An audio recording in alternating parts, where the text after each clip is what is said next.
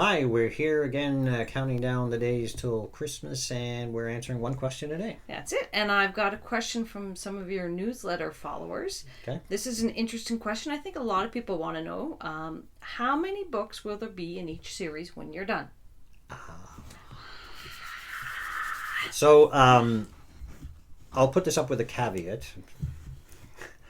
Heir to the Crown will be 15 main books, Yes. and then there's the Mercerian Tales, which are side tales. Technically 7 or 8, I think. Yeah, so it's one Yeah. every Two. one every third book. Two. Yeah, every so it's third. 2.5. Yes, and every third book you 4.5 write in and- that. Yeah. Yeah. So I'm not sure how many of those there'll be. That Yeah. just depends on what stories strike me. But the main books, there are 15, and that's broken down into basically 3 sets of 5. So book 1 to 5 is one complete overall. Oh, and what do story you like arc. to call them? I call it my grand trilogy. So it's not really a trilogy. Grand trilogy. It's what is it? A heptama? I don't even remember what it's called. It's 15 books. Yeah, 50. Okay. So 3 sets of 5. Yeah, and then book 6 to 10 tells a complete story arc. Yes. And then 11 to 15 Yeah. starts the last epic And tale. everything hits the fan.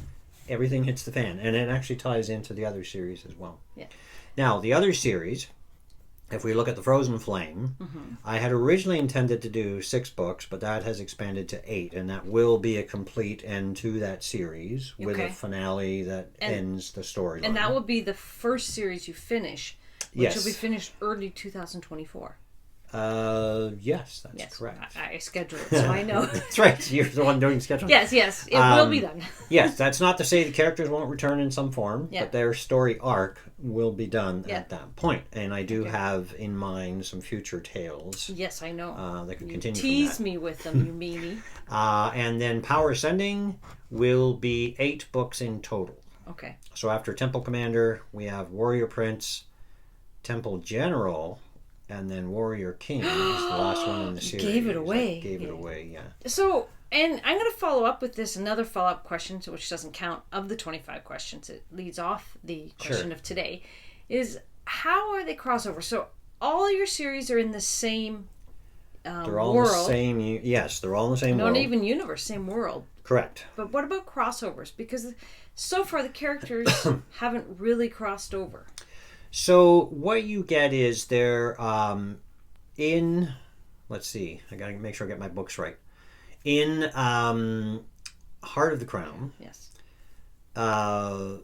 Beverly is known as Redblade Yes. because she in the very first, Yeah. or sorry, in the second book in the series, Sword of the Crown, she fights the orcs, Yeah. and the orcs in the Frozen Flame series know of what's going on. Yes, because there's Right. been, and it's interesting. I don't know how many readers pick up on those. It's almost like little Easter eggs because you play video games. Yes, But there's a ship captain that was in 2 series as well. Yep. Harnan Rukel. I can't remember his last name off Yes. the top of my head, but yes. Yeah, well, Runel, that was it. Runel. Yeah, and Yep. so he's in it, and then there's other people. There's Cyric. Cyric is in quite a few. Cyric is actually interesting because he's in Ashes, but his influence is felt in a bunch of Yeah. other books as But well. not yet Heir to the Crown. Not yet. Not yet. Yeah, and so, but there's a lot more crossover of places and events. So Yes. things happening in the continent. Yes, particularly between Power Ascending and the Frozen Flame, because they are both taking place on the main section of the continent. And that's certainly intentional. Yeah. So if you go to Temple Captain, that takes place in a duchy called Rheinwick. Mhm. And Vortex takes Takes place place in the in- very same duchy, but years later. Yeah. So, And the events of Temple Captain have a marked effect on the politics of the region. and I mean, and that's what some people have asked us, what's the timeline? And we have tried to create a timeline. We're still trying to do, but what is the problem we have with giving a graphical timeline for all of them? The problem is the books are running, some of the books, particularly Heir to the Crown and The Frozen Flame, are running in parallel. Yeah, but some of them encompass, like Servant of the Crown encompasses 40 years. Yeah, that's true, because we go back into Gerald's past. Yeah. Yeah, and that's part of the problem, right? In terms of lining Yeah. them up. I mean, if you wanted to read the books in in chronological Chronological or you'd order, be reading different books. you'd almost have to start with Temple Knight. Yeah, that's Right, because they take place, they set up the politics of the region Yes. that's there later on. Yeah. Now, the nice thing is, in the Frozen Flame, in the first couple of books, you don't really know much about the politics, right? Yeah. And that was intentional. Yeah, well, that's because the Frozen Frames just get into action. Heir to the Crown is more world building. Yes, Right. that's correct. And Heir to the Crown sets up the world and how magic works, Yeah, and so- it introduces magic slowly. So it's not Yeah. just suddenly there's a mage Yeah. and he's using super power. Yeah, but by book 11, there's magic everywhere. So it's really good at setting it up. Yeah, but it's also a hard magic system. So Yeah. there are rules to how magic works. Yes. I have spell descriptions in a database. So there's no sudden, I'm going to save the day with a spell that never existed. Well, previously. but some of your spells, I've played the role-playing game that this is based on, and Yep. some of your spells you have tweaked to make them more impactful More in the book. cinematic. Yes. Cinematic, okay. Yeah. Well, it's got to be interesting, but the effect is the same. I'm a And tree!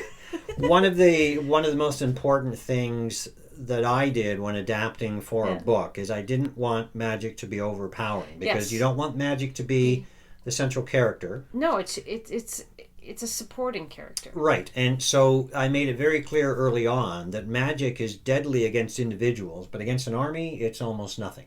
But if you Right. know how to use magic correctly, you can turn the tide. Right, used at the right time in the right place, it yeah. can have a huge effect, particularly on morale. Yes. And this comes out in the Frozen Flame series. Yes. Yes. Especially, right?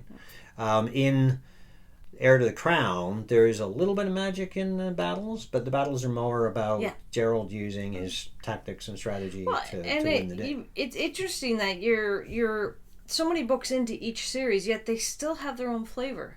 And when we talk about them, we always say Heir to the Crown's epic fantasy. Yep. The Frozen Flame is definitely sword and sorcery. And Yep. then we never really knew what to call Power Sending, but it is an epic military fantasy. It is Yes, very it is, much yeah. more of a military bent to it. Yeah, and that was intentional from day one. I mean, Yeah. just the name, Power Ascending, right? They're climbing in their respective power levels. So, I remember coming up with that name. I that was a great solution, because we have Charlene climbing through the ranks of her temple order. Yeah. And then you have Ludwig, who's climbing through the ranks of the nobility. Yeah. Right?